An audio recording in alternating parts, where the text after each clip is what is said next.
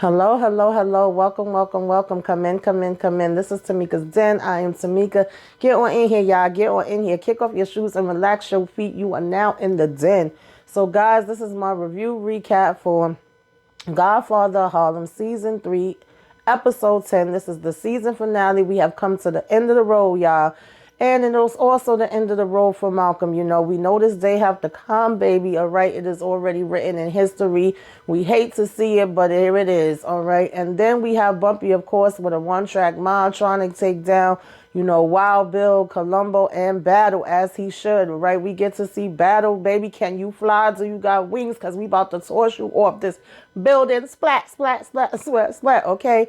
Listen, it wasn't enough for me with Battle and Columbo, but we just gonna have to accept it for what it is. Of course, Elise is doing good, and we love to see it. Mamie is out here again with her job on the line, baby. They said we don't want no parts of you because you are married to Bumpy. We also basically having Stella say, should I stay? Should I go?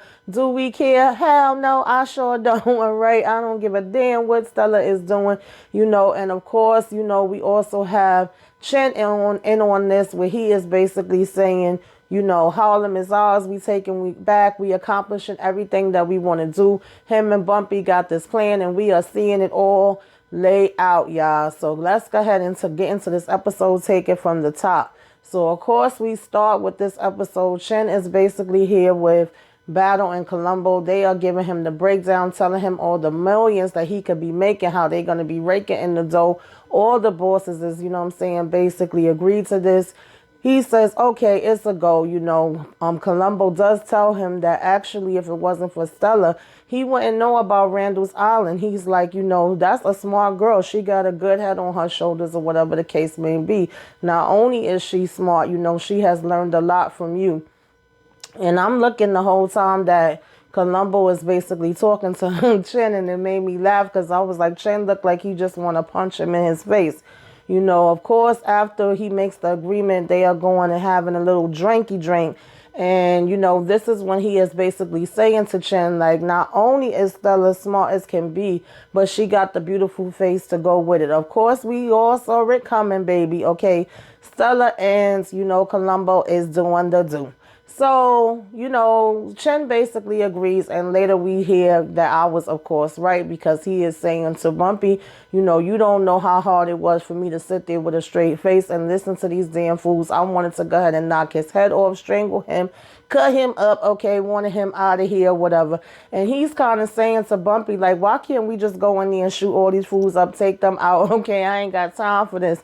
But Bumpy is telling him, calm down. We got to do this the right way. We still going to stick to the plan. Now, should the plan fall apart and, you know what I'm saying, we got to have some backup plans. That's different. But we're going to go ahead and stick and move and keep it, flowing and do it the way that we said we was going to do. And so they basically move on from there. And, of course, the next game plan is for Bumpy to go ahead and see Mr. Wild Bill and play it off like, oh, man, I didn't know, sir. You know what I mean? I'm not going to play with you no more. After what you did to my daughter, I learned my lesson, And Wild Bill is basically saying, because Bumpy has said to him, like, my daughter is fragile. She's all I care about in this world. She's very important to me. I don't want nothing to happen to her. And Wild Bill tells him, well, I was never trying to, kill her. I was just trying to send you a warning. And Bumpy is basically like warning received. Of course, Wild Bill ends up asking for that file he got on him. And he was like, I thought that you would ask. So he basically go ahead and hand over this file, supposedly, of all the records of this mongoose, Operation Mongoose. And he walks away and says, I just want to make sure that me and my family is going to be secure and nobody is going to be bothering us. Bumpy, you was putting on a good performance, but I didn't believe you. And I don't think Wild Bill did either. Okay. She was still looking at him as he was going and walking off. Now, when Malcolm wakes up, as he has pretty much been, within the last few episodes that we've seen him, it pretty much looks like he already know that today is his last day. He's waking up. He's just still kind of laying there looking like he's deep in thought and looking at this paper because today is the day that he will go to the Audubon ballroom and go ahead and give this speech. Now, at the same time, we having Omar come for Nat and chance to look over, these plans of the Audubon, the way that it's set up. We're talking about security, and we're literally hearing them say how Malcolm doesn't want anybody checked, and they're like, what are you talking about? Yeah, no, he don't want anybody pat down. He don't want no type of security or whatever, because he feels that these young college kids is coming in, and he doesn't want them to feel like, they got to be worried about being checked in order for them to get in, which was definitely a bad idea, whether he wanted or not. They should have been checked. Chance and them do make a proposal as far as even with the seating to say, nah, open this up, make an aisle, okay, so that we can have a better view. We could see who's coming through. If anybody so much even blinks, okay, and look the wrong way, we could be on that ass and be able to, check them or whatever the case may be. And so they say, okay, they're going to go ahead and change that seating. Now, Bumpy also goes over to the FBI, and before he get there, we see that they got these bulletins up where they're literally looking at Columbo and all of them and saying how they really have no wins with them. They don't have nothing on them. They know the things that they are doing, but they really can't, go forward with no type of case. Now, all of a sudden, we worried about the militant leaders, the black leaders, of course, the civil rights leaders, and of course, number one target is going to be Malcolm X. And at one point, Mr. FBI actually comes out and said, well, hey, you never heard of freedom of speech. This is America. I don't know if you knew, but here we do let people, say what they want to say. But of course, we ain't letting, Malcolm say what he want to say, because they obviously see him as a threat. And at this point, this is when, they come in and let them know that Ellsworth is there. And they like, huh? What the heck he want to talk about, right? And they go ahead and let him in. And Bumpy is just letting them know it's somebody that used to work with y'all, okay? He was down with y'all, and now he is with the CIA. And he's also into all different kind of illegal activities. I got some info that I think y'all will find very interesting and very helpful. And they like, okay, well, bye, go ahead, give us the info. And he like, okay, y'all know it don't work like that. Y'all gonna have to go ahead and make a deal with me first before I spill any beans on anything. Now, in the meantime, we got Daggone Wild Bill stopping in to see Battle. He talking about he's in the mood for some Cuba Libre. Okay, so he about to sit here and pour him a daggone drink. And he's saying, we're going to take back your homeland. Jose is still making Battle these empty daggone promises that for some reason Battle want to damn believe. And, he's talking about some what's wrong pal of mine. And so they still basically saying, I know, Bumpy is up to something. Believe me, I don't trust him. He's not going to just let it go like that. And he's basically saying to Battle, well, you're probably right, but what the hell can he really do? Battle was saying don't underestimate it. And so, of course, he drinking his drink and he talking about it's too sweet. And he was like, well, trust me, my station chief in Berlin used to toss cats out of windows or something like that, and all we could do was watch, and they would always land on their feet. So he was like, why? And Battle was like, I'm not sure I care, but of course he said it was a reflex, that they when they're thrown, it bends and twists no matter what or whatever, and so they always land on their ass in that right position to the land. And so he says Johnson wasn't cooperating, so he just bent and twist him, and that's what he do. Okay, he's calling himself a cat, and we'll see later how ironic that is.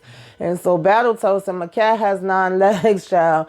All right, even if it breaks a neck, it can come back and mess with you. And basically, he's telling him Johnson is not stupid and he's not gonna mess with him. And I said, okay, you talking big dog. So Battle reminds him, you tried to kill his freaking friend Malcolm X. You messed with his daughter. Trust me, okay?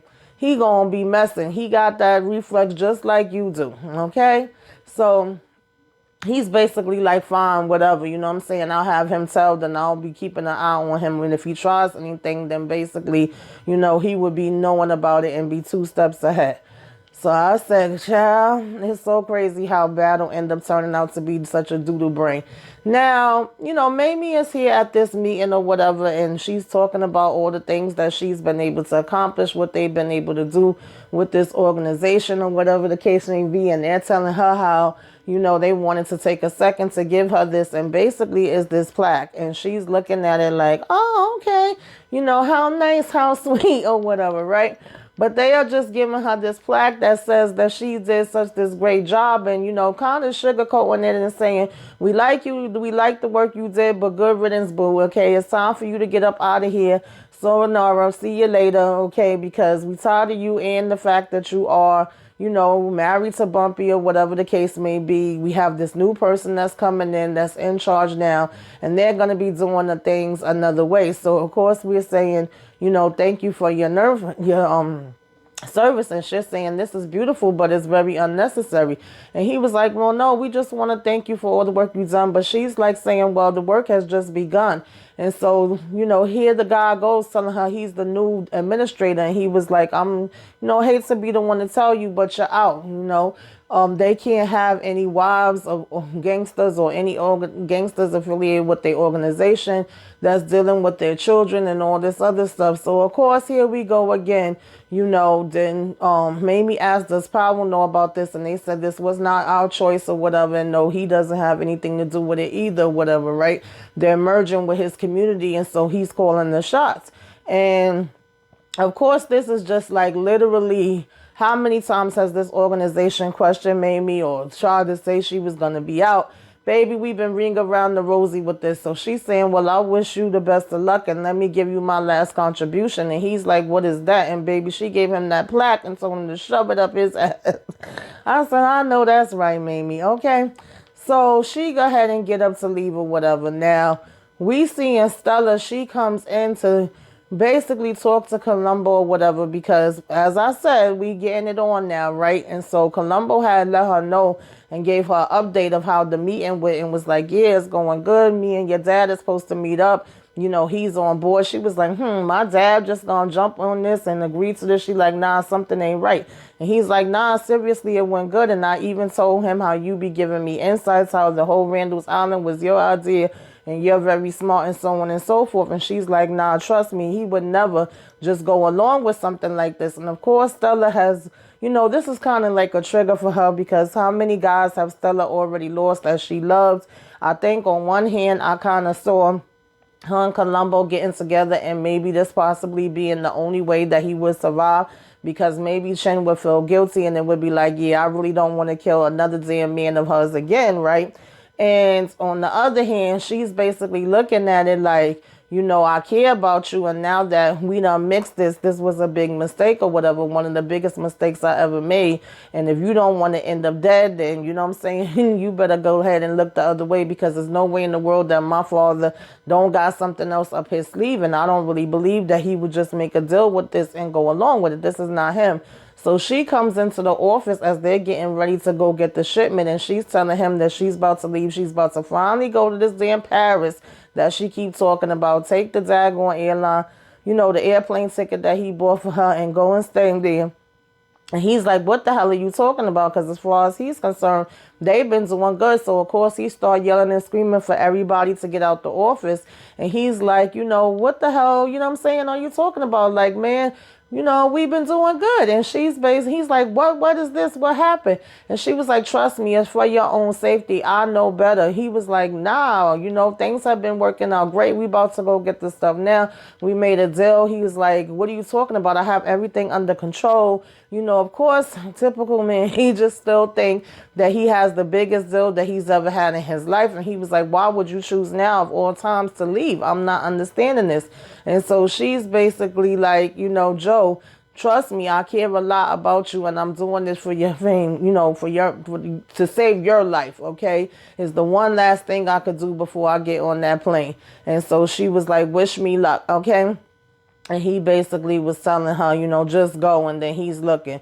So now Bumpy and, Chin is on the roof or whatever, and here come, old Wild Bill with the gun out talking about, oh, y'all thought y'all had me fooled. Y'all thought y'all was getting one over on me. You over here going to visit the FBI and thinking you can make a back, deal with them. He was like, I had you, followed. And he was like telling them to go ahead and throw their guns down. He says, you didn't know I had a plant in his office. And so, of course, they came back and they told me, you over here trying to get over scot-free, and it's real clever.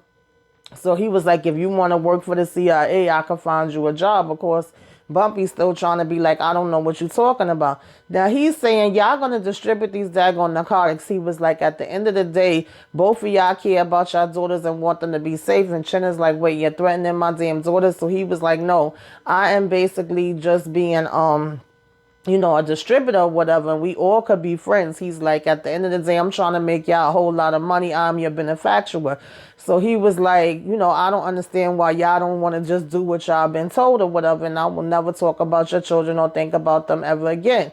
So he was like, basically, Chen reaches out his hand to go ahead and shake his or whatever, and he reaches his hand back, puts the gun away and shakes Chen's hand. And I'm thinking to myself, Chen got another gun there, don't he? Or I'm like, he's going to push him off the roof or something, right?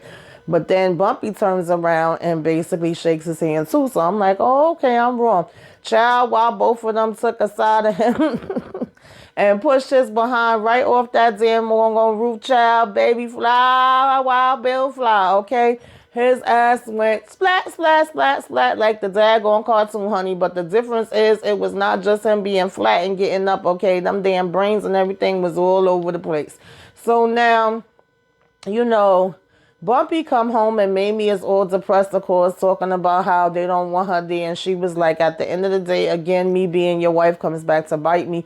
I know that you are a good man, but your choices and the things that come with you and your past and all of that always still come back up. And then he was saying he could find out what's going on and go talk to somebody. She's like, don't even bother. He asking where Powell at, and she's like, he had to go to DC to take care of some business, so he's not here.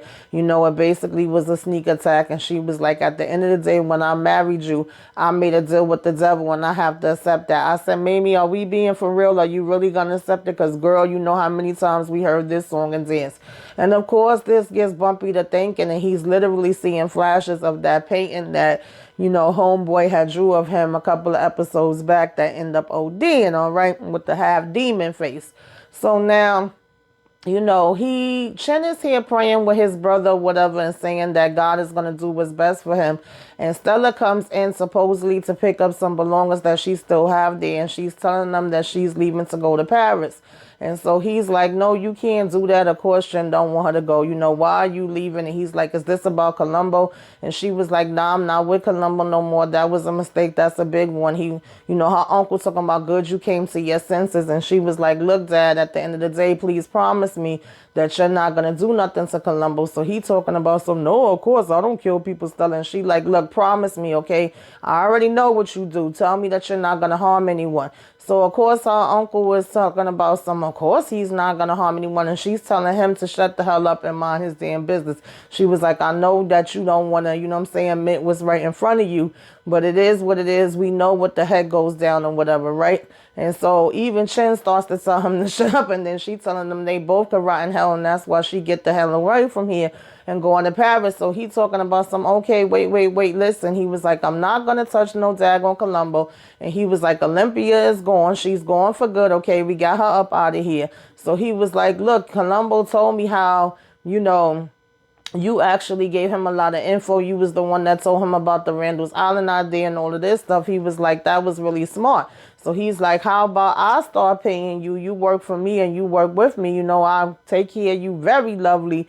And you stay here, whatever the case may be. How would that make you feel? You know what I'm saying? Would that make you happy? And we know that has been a part of Stella's argument as well, right? Like she was the girl. If she was the son, she would have been a part of the business. But because she wasn't, therefore she wasn't able to work with her father. And she was enjoying working with Columbo. So I don't know whether she gonna stay with Chen or not.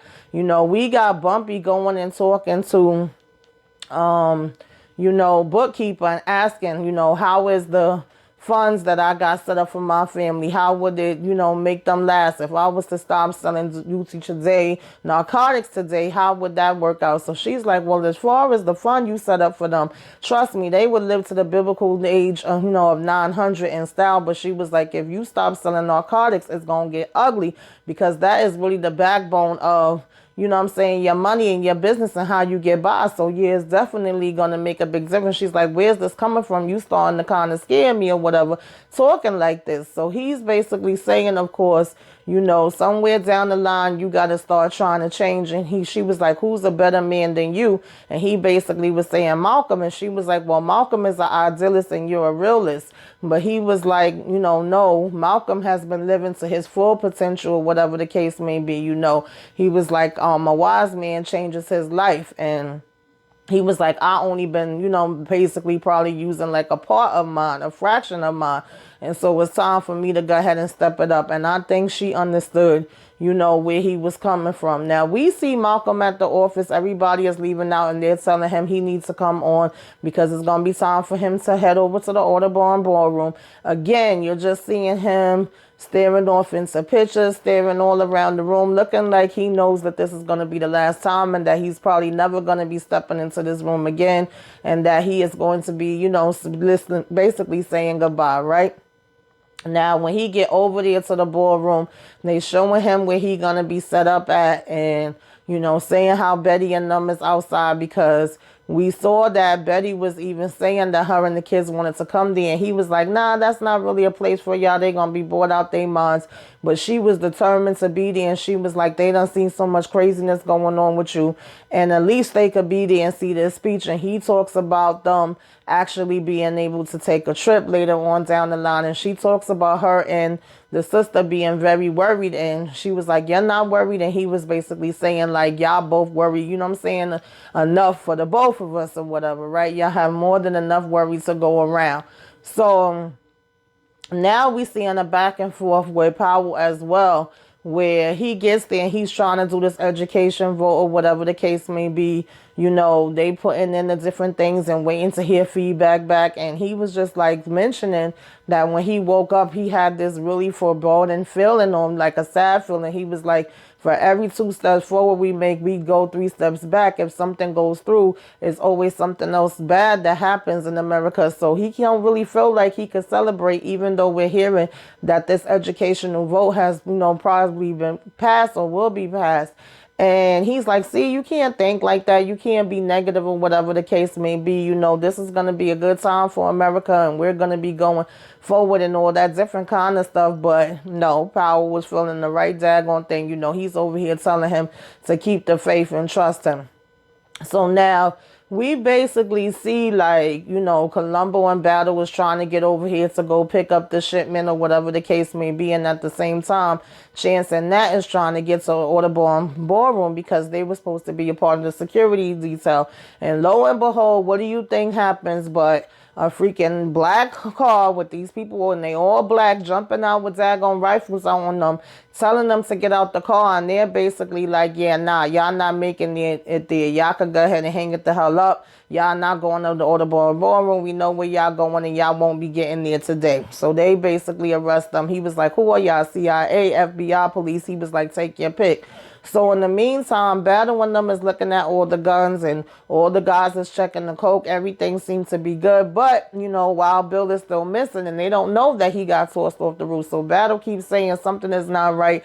Wild Bill should have been here now. What's going on? Where is he? And Columbo don't really give a damn because he got all his daggone crates and crates and crates of drugs. But Battle's like, nah, he would have already been here. So when a car does start pulling up, it's Bumpy and Chin. And he like, Bumpy and Chin, what the hell are they doing here? You know, I knew not to trust no damn Bumpy. So now he got a gun out on them. And Columbo basically keeps telling him, like, put that down, put that down, put that down. What are you doing?